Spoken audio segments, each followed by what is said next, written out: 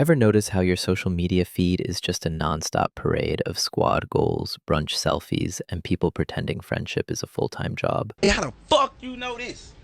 Meanwhile, your alone time feels less like self-care and more like solitary confinement for the crime of having no weekend plans. No. Because apparently, if you're not fake laughing in a group photo, you don't exist.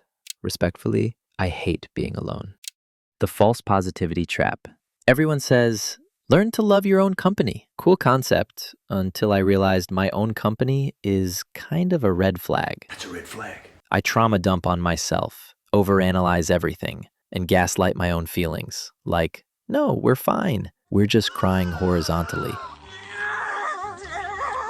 It's like being your own toxic friend, except you can't block them because they live in your head rent-free. And that's when the silence kicks in. The existential echo chamber.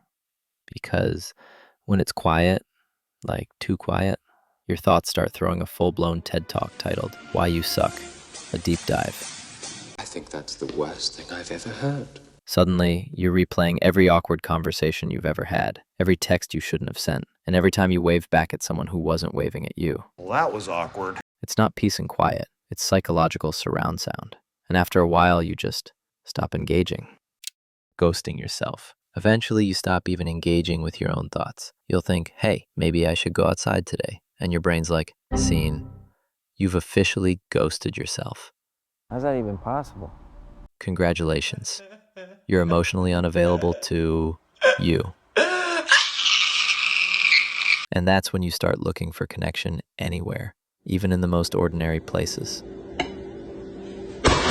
Dinner for one. Eating alone in public should be normal, but somehow it feels like society's way of saying, "Aw, poor thing, couldn't find anyone to split the check with?"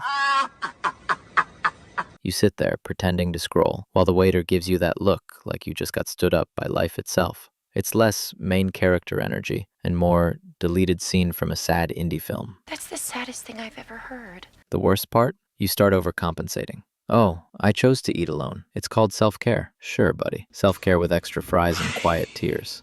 Stop it. Get some help. And if you've ever felt that, you know what comes next. The random human contact high. Then one day, a cashier says, "Have a nice day." And you're like, wait, you mean me? Suddenly, that 5-second exchange is the highlight of your week.